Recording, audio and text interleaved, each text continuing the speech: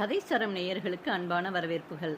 இன்று நாம் திருட்டுக்கை என்ற சுவாரஸ்யமான சிறுகதையை காணலாம். கதை பிடித்திருந்தால் லைக் செய்யுங்கள். உங்கள் கருத்துக்களை மறக்காமல் பதிவிடுங்கள். கதை சரம் சேனலை சப்ஸ்கிரைப் செய்து சேனலுக்கு சப்போர்ட் செய்யுங்கள். சாமிநாத முதலியார் தங்கவேலுடைய எசமானர். வழக்கம் போல அன்று தங்கவேலன் தன் எசமானர் குழந்தைகளை பக்கத்து தெருவில் இருந்த பள்ளிக்கூடத்துக்கு அழைத்து கொண்டு போய் விட்டான். சரியாக 10 மணிக்கு அவன் நாள்தோறும் அவருடைய 7 வயது பையனையும் அவன் தங்கையையும் பள்ளிக்கூடத்துக்கு கொண்டு வந்து விட்டு போவான். அடுத்த தெருவுக்கு போக கார் எதற்கு என்று குழந்தையை தங்கவேலுடன் அனுப்பினார்கள். அன்றும் அப்படி போனவன் ஒரு புதிய அனுபவத்துக்கு உள்ளானான். அவனுடைய பருவம் அன்று தலை காட்டியது. அந்த பள்ளிக்கூடத்துக்கு வரும் மற்ற குழந்தைகளையும் அந்தந்த வீட்டு வேலைக்காரனோ வேலைக்காரியோ கொண்டு வந்து விட்டார்கள். யாரோ ஒரு குழந்தையை அழைத்து கொண்டு ஒரு பெண் 18 வயது இருக்கும் வந்தாள். வந்தவள் தங்கவேலனுடன் 2 குழந்தைகளை பார்த்ததும், என்ன துர, சௌக்கியமா இருக்கிறியா என்று கேட்டாள். பொன்னம்மா என்று பையன் ஆச்சரியத்தோடு சொல்லிக்கொண்டே பார்த்தான். அவன் பார்த்தது கிடக்கட்டும், தங்கவேலனும் அவளை பார்த்தான். பிரமித்து போய்விட்டான். அவன் கண்ணுக்கு அவளுடைய அழகிலே வசியமருந்து இருந்தது. அவள் குறுகுறுத்த முகப்பும் வளப்பமான மேனியும் அவன் உள்ளத்திலே பதிந்து விட்டன. நீ ஏன் எங்க வீட்டுக்கு வரதில்ல என்று கேட்டான் துரை. வரமாட்டேன் என்றாள் அவள். ஏன் என்று குழந்தை மறுபடியும் கேட்டான். ஏனோ என்று அவள் சொன்னாள். அவளை அவன் இதற்கு முன் பார்த்ததில்லை. அவள் எசமானர் வீட்டுக்கு பழக்கமானவளா? பின் ஏன் அவள் இந்த 2-3 மாத காலமாக வரவே இல்லை? குழந்தை கேட்ட கேள்வியை தானே கேட்க வேண்டும் என்று அவன் ஆசைப்பட்டான். அவள் சொன்ன ஏனோ என்ற பதிலை விண்டு விளக்க வேண்டும் என்று கேட்டுக்கொள்ள எண்ணினான். முன்பின் முகமறியாத இளம் பெண்ணோடு துணிந்து பேசலாமோ? ஆனால் இவள் யார் என்றதை தெரிந்து கொள்ள துணிந்தான். துர, அது யார் என்று கேட்டான். அதற்கு விடை கிடைப்பதற்கு முன் அந்த பெண் ஒரு பார்வையினால் அவனை ஒரு வெட்டு விட்டு பள்ளிக்கூடத்திற்குள் போய்விட்டாள். அவள் போவதையே பார்த்து கொண்டிருந்த தங்கவேலன் மறுபடியும் துரையை இவள் யார் என்று கேட்டான். குழந்தை பதில் சொன்னான். அதை கேட்டவுடன் தங்கவேலுக்கு பெருத்த ஏமாற்றம் உண்டாகிவிட்டது. குழந்தை என்ன சொன்னான் தெரியுமா? பாக்கியத்தின் பெண் என்றான். அதை கேட்டவுடன் தங்கவேலன் முகம் வாடியது. எதையோ பறிகொடுத்தவன் போல ஆகிவிட்டான். ஏன்? 1 மாசத்துக்கு முன் நடந்த நிகழ்ச்சிதான் காரணம். திருட்டு கை நிற்குமா? தவிட்டுக்கு வருகிற கைதான் தனத்துக்கு வரும். இன்றைக்கு இந்த சின்ன பொம்மையை திருடின கையே நாளைக்கு ஏதாவது துணிமணி எடுக்க நீளும் என்று இறைந்தான் தங்கவேலன். நீ இங்க வருவதற்கு முன்பே நான் பழகிறேன். அம்மாவிடம் நல்ல பேர் எடுத்திருக்கேன். நீ இன்றைக்கு பெரிய திருட்ட கண்டுபிடித்தாயாக்கும். இத்தனை பொம்மை குவியல்ல இந்த 1 குறைஞ்சா என்ன குடிமூழ்கியா போயிடும்? நீ தான் இந்த வீட்டு சொத்தை காப்பாற்ற பிறந்திருக்கிறியோ என்று கேட்டாள் பாக்கியம். இல்ல, நீ தான் இந்த வீட்டு சொத்துக்கு மாலா பிறந்திருக்கிற. இவ்வளவு வயசாகியும் உனக்கு புத்தியே இல்லையே. எனக்கு முன்பு இருந்தே இங்கே இருக்கிறாய் என்று சொல்கிறாயே. அம்மாவிடம் எனக்கு இது வேணும்னு சொல்லி வாங்கி கொள்ளிருக்கூடாதா? அதை எடுத்து பையில் எதற்காக ஒளித்து வைக்க வேண்டும்? சொல்ல வேணும் தான் நினைச்சேன். அதற்குள்ள நீ தான் போலீஸ் புலி போல திருட்டு கண்டுபிடித்து விட்டதாக தடபுடல் பண்றையே. இந்தாமா, அதிகமா பேசாத. செஞ்ச தப்ப ஒத்துக்கோ. அம்மாவிடம் கேட்டு வாங்கிக் கொள்பவளாக இருந்தால் உன் பையில் எடுத்து மூளையில் மறைவாக வைத்திருக்க வேண்டியதில்லை. திருடினது போதாதென்று அது சரி என்று சமாதானம் வேறு சொல்ல வந்துட்ட. இன்னும் என்னென்ன சாமா முன்னாடியெல்லாம் எடுத்துட்டு போனியோ? என்ன அது? இனிமே பேசுனா எனக்கு கெட்ட கோபம் வரும். நேத்து பிறந்த பையன், நீ என்ன அதிகாரம் பண்றியா என்று அவள் சீறினாள். வார்த்தைகள் தடித்தன. பேச்சு பலமாயிற்று. அதை கேட்டு என்னடா அங்க ரகல என்று சொல்லிக்கொண்டே எசமானியம்மாள் வந்தாள். ஒன்னும் இல்லம்மா, சின்ன சமாசாரம். இந்த நாய் எனக்கு திருட்டு பட்டம் கட்டுது என்று ஆத்திரத்துடன் பேசினாள் பாக்கியம். நீங்களே பாருங்கம்மா, இந்த அம்மா பேசுறத நாய்னு சொல்றா. திருட்ட கண்டுபிடிச்சிட்டேன்னா ஆத்திரம். தங்கவேலன் அந்த பங்களாவுக்கு வந்து 2 மாதங்களே ஆகியிருந்தன. பங்களா தோட்டத்தை பராமரிக்கவும் மற்ற ஏவல்களை செய்யவும் அவனை நியமித்திருந்தார்கள். 22 வயதான அவன் ஆட்ட சாட்டமாக வளர்ந்திருந்தான். எந்த வேலைக்கும் அஞ்சாதவன். 4 கோணல் எழுத்து தெரிந்திருந்தால் அவன் இருக்க வேண்டிய இடமே வேறாக இருந்திருக்கும். சுறுசுறுப்பு, நேர்மை, கண்டிப்பு உடையவன் தங்கவேலன்.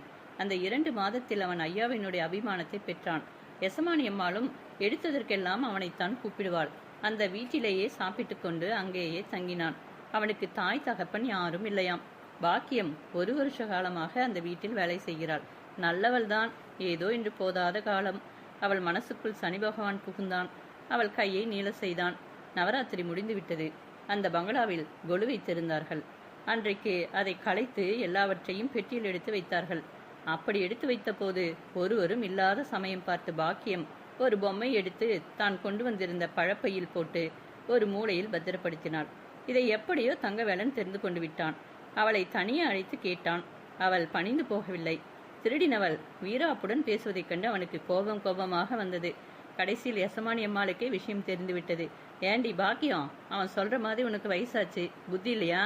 திருடையும் திருடிட்டு இத்தனை பேசுறியே என்று அவள் கேட்டாள். இந்த ஆங்கர பேச்சின் பலனாக பாக்கியத்தை வேலையை விட்டு தள்ளிவிட்டார்கள்.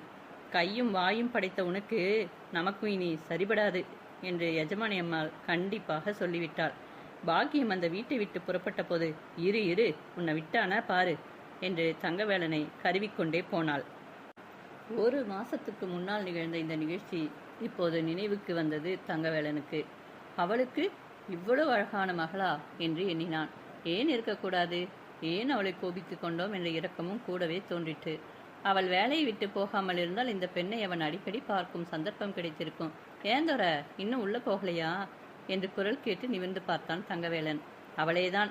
பள்ளிக்கூடத்துக்கு தான் அழைத்து வந்த குழந்தையை விட்டுவிட்டு அவள் வந்துவிட்டாள். தங்கவேலன் இன்னும் படிக்கட்டு பக்கத்தில் நின்று கொண்டிருந்தான். அவனுக்கே வெட்கமாக போய்விட்டது. அந்த பெண்ணை ஒரு முறை பார்த்துவிட்டு உள்ளே விடுவிடு என்று நுழைந்தான். மற்றொரு நாள் தங்கவேலன் கடைக்கு ஏதோ சாமான் வாங்கி வர போனான். நடுவில் ஒரு ஆள் அவனை சந்தித்தான். தம்பி, நீதான் அந்த கீழக்கோடி பங்களாவில் வேலைக்கு வந்திருக்கிறாளோ என்று கேட்டான். ஆமா, நீங்க யாரு என்று தங்கவேலன் கேட்டான். நான் ஒரு அச்சு ஆஃபீஸில் காவக்காரனா இருக்கிறேன். சும்மா தான் கேட்டேன். இதுக்கு முன்னாடி இருந்த தோட்டக்கார கிழவனுக்கு எனக்கும் பழக்கம் இருந்துச்சு. ஏன் தம்பி, உனக்கு சொந்த ஊர் எது? ஆரணி. சாதி சனம் எல்லாத்தையும் விட்டுட்டு இந்த பட்டணத்துக்கு பிழைக்க வந்துட்டியா? சாதி சனம் சோறு போடுவாங்களா? பட்டணத்துல தான் உழைப்புக்கு பலன் கிடைக்கிறது என்று தங்கவேலன் சொன்னான். இப்படியே அவ்விருவரும் பேசி ஒருவரை ஒருவர் அறிமுகம் செய்து கொண்டார்கள். அவனுக்கு முனுசாமி என்று பெயர். ஓர் அச்சு நிலையத்தில் காவலாளி. 2 பேரும் ஒரே சாதி. ஒரு விதத்தில் பார்த்தால் முனுசாமிக்கும் தங்கவேலனுக்கும் பாத்தியம் கூட இருக்கும் போல இருந்தது. தெருவிலை உண்டான இந்த பழக்கம் நீடித்தது. முனுசாமி அடிக்கடி தங்கவேலனோடு பழகினான். ஒரு நாள் அவன் மெல்ல ஒரு கேள்வியை கேட்டான். தம்பி, உன் வயசுல நான் ஒரு பொம்பளை குழந்தைய பெத்து போட்டேன். நீயும் ஒரு கல்யாணம் பண்ணிக்கிட்டு வாழக்கூடாதா என்று கேட்டான். அதற்குள்ளையா என்று தங்கவேலன் ஆச்சரியமடைந்தவனைப் போல எதிர்கேள்வி கேட்டான். ஏன் தம்பி, உனக்கு 25-26 வயசு இருக்கும் போல இருக்குது. இந்த வயசுல தான் கல்யாணம் கட்டிக்கணும். வெக்கப்படாம சொல்லு. நான் ஒன்று கேட்குறேன். எனக்கு ஒரு மவ இருக்கிறா. 18 வயசு ஆச்சு. கண்ணுக்கு நல்லா இருப்பா. உன்னை கண்டது முதலா நீ நல்ல உழைப்பாளினும் கண்டிப்பானவனும் தெரிஞ்சு உன்னிடம் அபிமானம் ஏற்பட்டுருச்சு. அதனால சொல்றேன், கட்டிக்கிறியா? இல்லை ஏதாவது முறைப்பொண்ணு ஊர்ல இருக்குதா? தங்கவேலனுக்கு அப்படி முறைப்பெண் ஒருத்தியும் இல்லை. ஆனால் அவன் மனதுக்குள் பாக்கியத்தின் மகள் வந்து நின்றாள். என்ன பைத்தியக்காரத்தனம் இது! சண்டை போட்ட வீட்டில் உள்ள பெண்ணை பற்றி நினைக்க நமக்கு என்ன உரிமை என்று நினைவு அடுத்தடுத்து வந்தது. முனுசாமி எப்படியாவது தன் காரியத்தை சாதித்துக் கொள்வதாக தீர்மானம் செய்துவிட்டான். மெல்ல மெல்ல தங்கவேலனை வழிக்கு கொண்டு வரலானா. உனக்கோ அப்பன் ஆத்தா உறவு ஒட்டு இல்லை. நீ கல்யாணம் பண்ணிட்டு நம்ம வீட்டிலே இருந்துக்கலாம். எனக்கு மகன் யாருமே இல்லை. என் வீட்டுக்கு வரையா என்று கேட்டான். பார்க்கலாம் என்று தங்கவேலன் சொன்னான். 2 நாட்களில் பார்த்தே விட்டான். பார்த்தது மாத்திரமா? பார்த்தபோது அவனுக்கு இருந்த மனநிலைமை என்னவென்று சொல்வது? திடுக்கிட்டான் என்று சொல்லலாமா? பிரமித்து போனான் என்பதா? வெட்கப்பட்டான் என்பதா? ஐயோ, இப்படி ஏன் செய்தோம் என்று இறங்கினானா? இது என்ன உண்மைதானா என்று சந்தேகப்பட்டானா?